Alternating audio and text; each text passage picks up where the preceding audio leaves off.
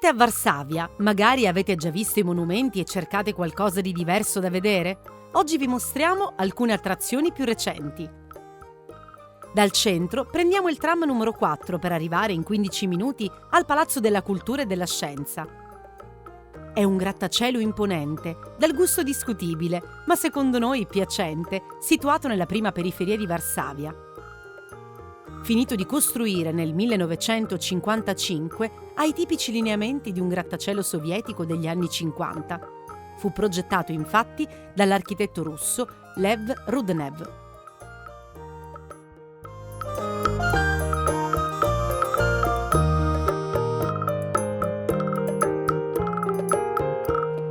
L'edificio fu donato da Stalin alla Repubblica Socialista di Polonia in segno di amicizia tra i due popoli.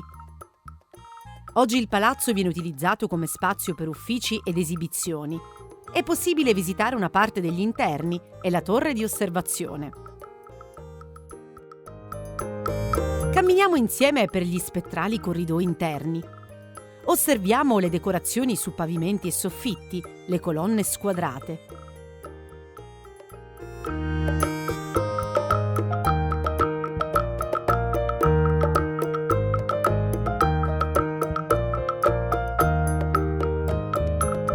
Troviamo inaspettatamente più di una stanza con soffitti a cassettoni decorati.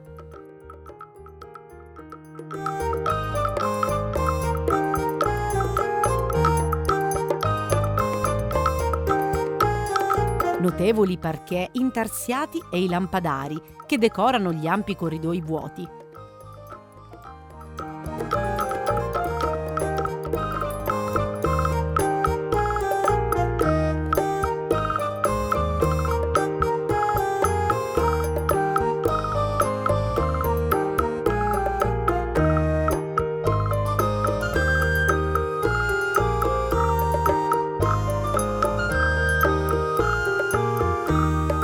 Il tutto dà un senso di eccessiva immensità o di un edificio pensato per altri tempi e altri scopi. Ci rendiamo conto che non avremmo potuto addentrarci così tanto da soli, pertanto giriamo i tacchi e dirigiamoci verso gli ascensori per giungere alla torre panoramica situata al 30° piano.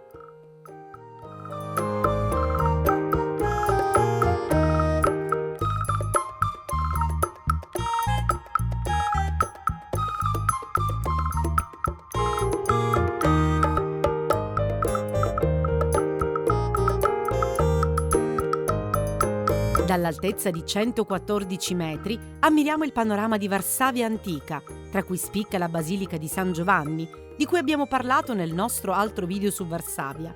Se ve lo siete perso, trovate il link in descrizione.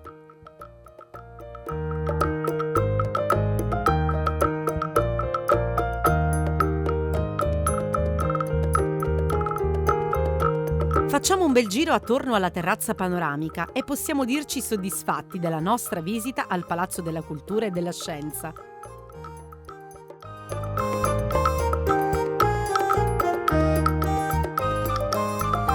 Prendiamo ora il tram 22 e andiamo a visitare una piccola chicca di Varsavia, il Museo del Neon. La luce al neon fu inventata in Francia all'inizio del XX secolo, ma specialmente nel dopoguerra divenne di gran moda, non solo in Occidente, ma anche al di là della cortina di ferro e dunque a Varsavia.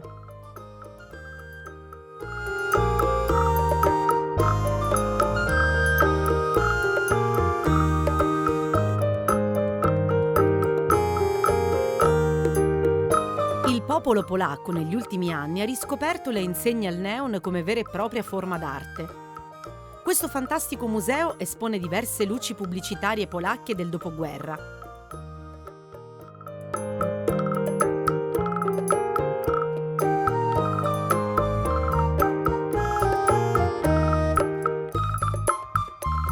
Qui troviamo i neon che una volta adornavano alberghi, librerie, stazioni del treno.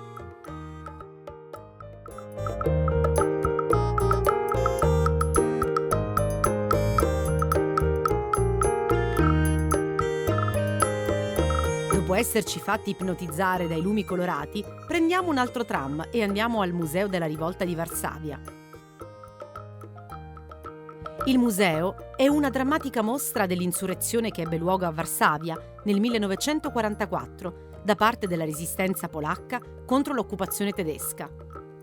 Questa rivolta, che avrebbe dovuto essere concomitante alla ritirata germanica verso ovest per aprire la strada alle truppe di liberazione sovietiche provenienti da est, fallì drammaticamente a causa di un ritardo dell'Armata Rossa. La resistenza polacca lottò quindi da sola per 2 mesi contro i tedeschi, con esiti catastrofici. Si stima infatti che morirono 20.000 insorgenti e che 200.000 residenti di Varsavia furono sterminati dai tedeschi per rappresaglia. Consigliamo senz'altro la visita per conoscere questa parte della storia polacca. Poiché si è fatta sera, torniamo verso il centro, dove c'è ampia scelta di locali tipici dove mangiare.